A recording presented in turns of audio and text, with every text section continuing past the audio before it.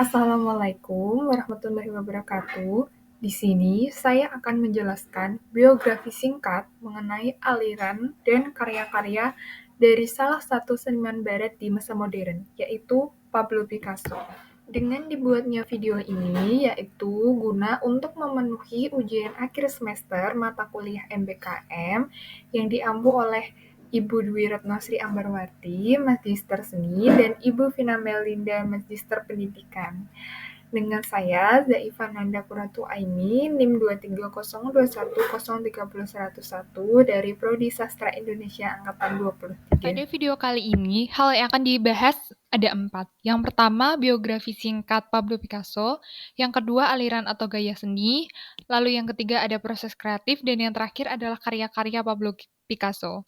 Langsung saja kita menuju ke pembahasan yang pertama, yaitu biografi singkat Pablo Picasso. Pablo Ruiz Picasso adalah seorang seniman yang terkenal dalam aliran kubisme dan dikenal sebagai pelukis revolusioner pada abad ke-20.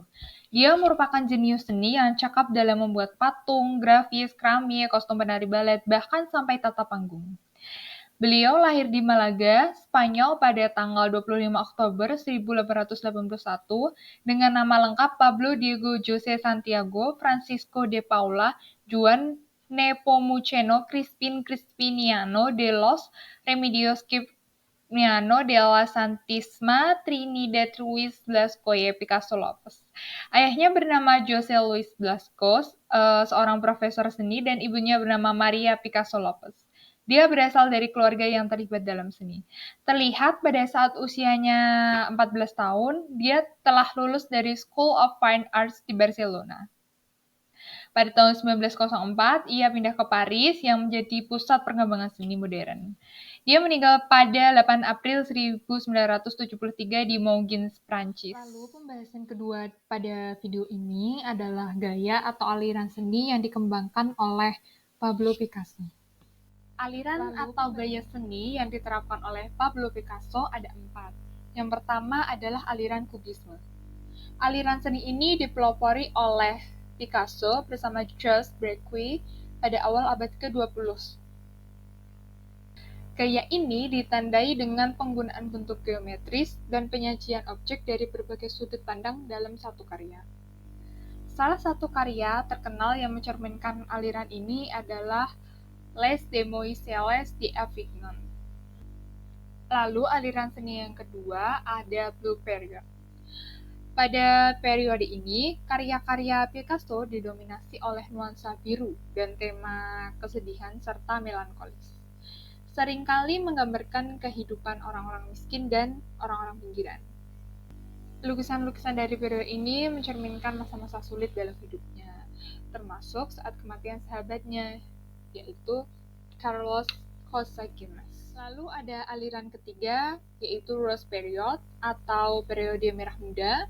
Setelah periode biru, Picasso memasuki periode merah muda pada tahun 1904 sampai 1906, di mana palet warna lukisannya beralih dari nuansa biru ke nuansa merah muda dan oranye.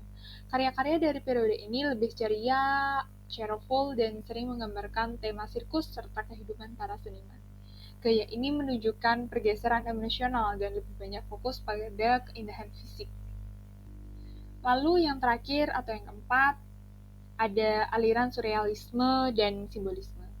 Selain kubisme, Picasso juga terpengaruh oleh aliran surrealisme dan simbolisme. Dalam karyanya, ia sering menggunakan simbol-simbol yang kaya makna untuk menyampaikan pesan-pesan emosional dan politik. Lalu, pembahasan yang ketiga, proses kreatif yang diterapkan oleh Pablo Picasso. Urutan proses kreatif Pablo Picasso yang pertama, konsep awal. Pablo Picasso memulai setiap karya seni dengan sebuah ide atau konsep yang seringkali muncul dari pengamalan pribadi, pengamatan, atau refleksi terhadap realitas sosial dan politik. Ia percaya bahwa setiap karya seni dimulai dari suatu gagasan yang perlu dieksplorasi lebih lanjut. Lalu yang kedua ada eksperimen berulang. Salah satu ciri khas dari proses kreatif Pablo Picasso ialah keberaniannya untuk bereksperimen.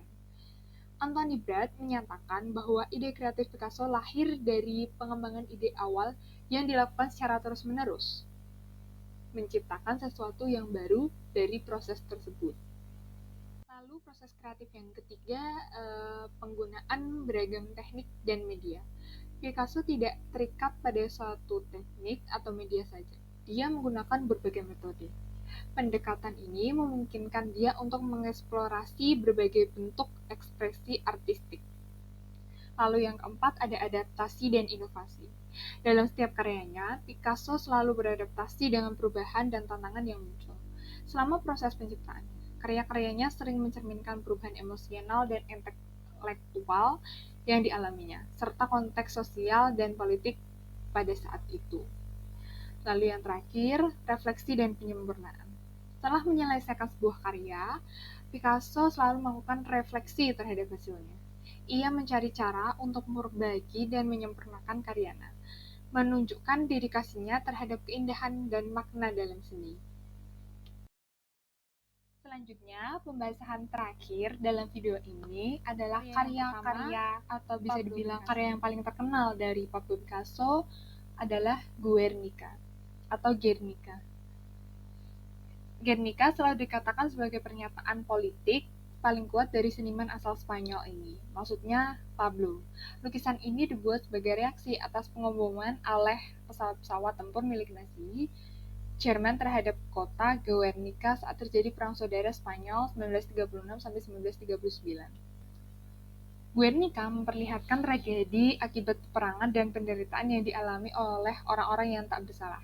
Perang itu dimanapun seperti itu, akan tetapi karya Picasso ini memperoleh status monumental menjadi pengingat terus-menerus akan tragedi perang, atau bisa dijadikan sebagai simbol.